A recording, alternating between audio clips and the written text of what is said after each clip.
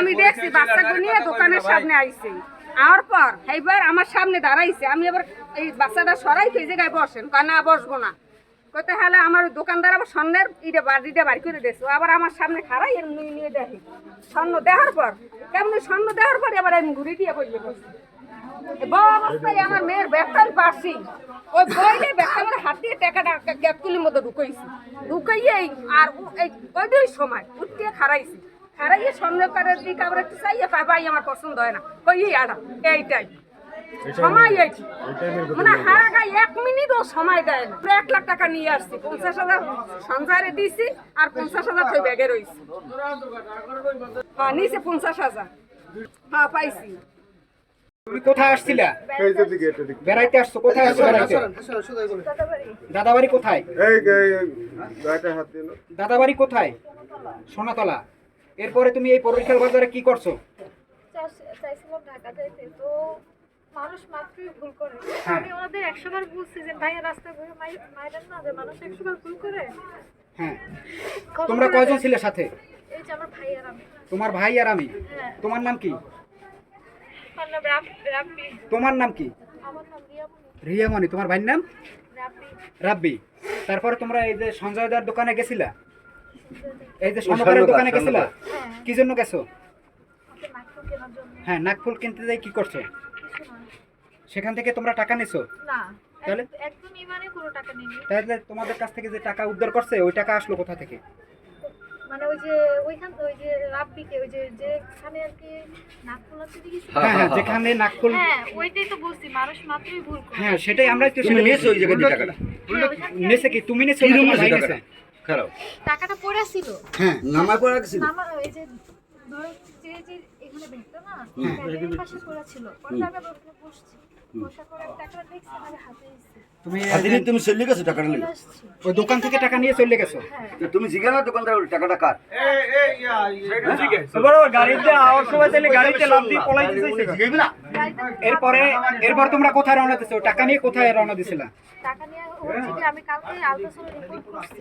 হ্যাঁ তারপরে হচ্ছে কি রিপোর্ট দেয় না এখনো, গাইনি ডাক্তার দেখাইতে হবে। তো সেজন্য আমি বরগুনা গেছি, ওইখানে গেছি, ওইখান থেকে যাই নিয়ে আসছি ওনারা। হ্যাঁ তো তোমার কোন জায়গা থেকে আনছো? বরগুনা থেকে। তুমি কি টাকা কি তাদেরকে ফেরত দিছো? টাকা আমার ব্যাগ সহ নিয়ে গেছে, টাকা ওই টাকা তো ওই ব্যাগেই ছিল।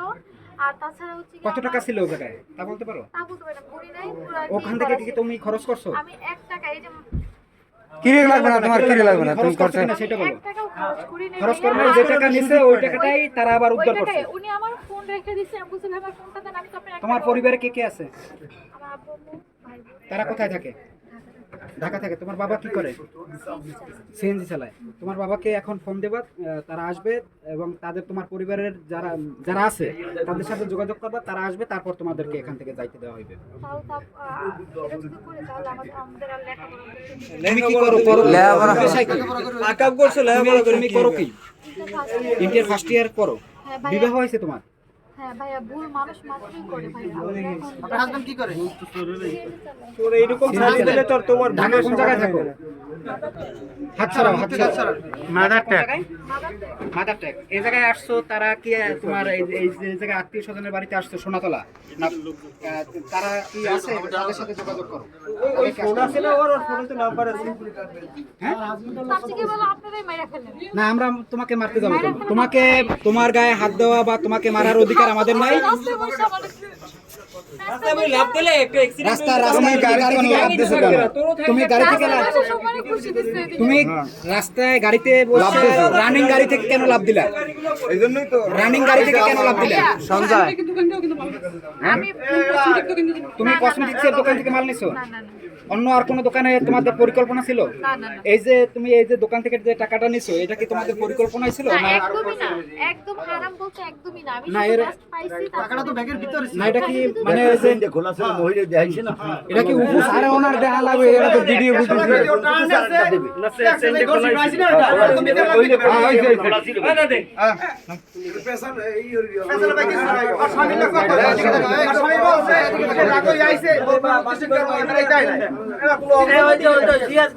কথা বলতে স্বামীর সাথে সবাই একটু ভাই জানা মোবাইল তোমার মোবাইল পাইছো? মোবাইলও দেয় দেয় নাই। তোমার টাকা ছিল কত? 2500 টাকা ছিল আর মোবাইল ছিল দুইটা, একটা টাচ মোবাইল, একটা বাটন মোবাইল। বেললাম কই?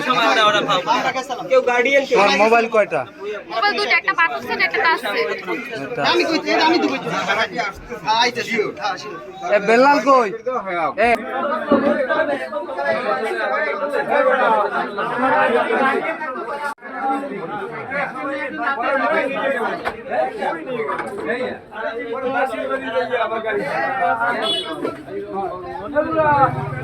সঞ্জয় স্বর্ণকার দোকান থেকে এক লোক আর কি স্বর্ণ কিনতে আইছে। ওই সময় একটা ছিনতাইকারী আইসা 50,000 টাকা পাই আর চলে গেছে একটা মোটরসাইকেল করে।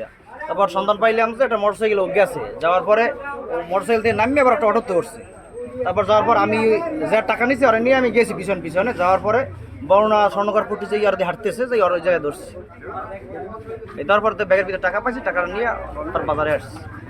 আমাকে তো কিছু পদক্ষেপ নেওয়ার কিছু নাই, কারণ আমরা কিছু না, আমরা হয়তো সহায়তা করছি এতটুকু। বাকিটা এখন যারা আছে সমাজসেবক যারা আছে তারা এই যা করে করুক, আমাকে তো কিছু করা নাই।